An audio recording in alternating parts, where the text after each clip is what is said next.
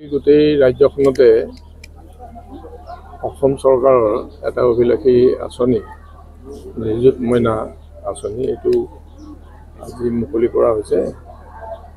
মাননীয় মুখ্যমন্ত্ৰীয়ে গুৱাহাটীত এই আঁচনিটো আনুষ্ঠানিকভাৱে মুকলি কৰিছে আৰু এইটো এটা অসম চৰকাৰৰ আৰু শিক্ষা খণ্ডত এটা যুগান্তকাৰী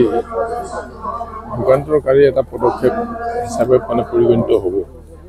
এইটো যদি এই আঁচনিখন মাননীয় মুখ্যমন্ত্ৰী কোৱাৰ ধৰণেই যদি এই আঁচনিখন ব্যৱহাৰিক ক্ষেত্ৰত যদি তেনেকুৱা ধৰণে হয় আৰু উপযুক্তভাৱে যদি সকলোৱে ব্যৱহাৰ কৰে, মই ভাবোঁ যে অহা দিনবিলাকত এই ছাত্ৰ ছাত্ৰীসকলে আমাৰ যেনেকৈ আমাৰ উঠি অহা যুৱক যুৱতীসকলে যেনেকৈ ভাৰতৰ ধৰণী হয়, দেশখনৰ ধৰণী, এইসকলেও ভাৰতবৰ্ষক আমাৰ দেশখনক অসমখনক আগুৱাই লৈ যোৱাৰ ক্ষেত্ৰত তেখেতসকলে বিশেষ ভূমিকা তেখেতসকলে ল'ব পাৰিব।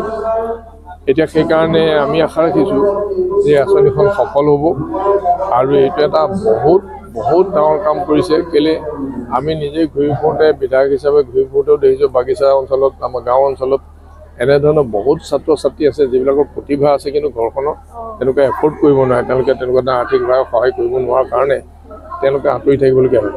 এতিয়া মই ভাবোঁ যে সেই যিটো অৱস্থা, সেইটো তেওঁলোকৰ যিটো বেয়া অৱস্থা, এইটোৱে দূৰ কৰিব এই আঁচনিখনে। আৰু আমি অহা দিনবিলাকত অসমৰ যিসকল ভৱিষ্যত ধৰণী, সেইসকল উপযুক্তভাৱে আগবাঢ়ি যাব পাৰিব বুলি আশা ৰাখিছোঁ। জুবিন গাৰ্গৰ গীতসমূহৰ ওপৰত আধাৰিত গানে কি আনে নামৰ এটা সুন্দৰ অনুষ্ঠান আপোনালোকৰ ওচৰলৈ আহি আছে অতি শীঘ্ৰে। অহা 15 আগষ্টৰ পৰা ধেমাজিৰ পৰা প্ৰথম অডিশ্যন আৰম্ভ হ'ব আৰু সেই অডিশ্যনৰ যোগেদি বিভিন্ন কণ্ঠশিল্পীসকলে যিসকলে এই অনুষ্ঠানত যোগদান কৰিব বিচাৰে, তেওঁলোকে এই অডিশ্যনৰ যোগেদি আগবাঢ়ি আহক আৰু জুবিন গাৰ্গৰ বহুত ভাল লগা গান আমি সদায় শুনি আহোঁ। আৰু আপোনালোকৰ যদি ভাল লগা গান থাকে, জুবিন গাৰ্গৰ আপোনালোকে গাই ভাল পায়, তেন্তে অডিশ্যনত যোগদান কৰক। মোৰ ফালৰ পৰা আন্তৰিক শুভকামনা থাকিল এই সম্পূৰ্ণ অনুষ্ঠানটোলৈ। ধন্যবাদ।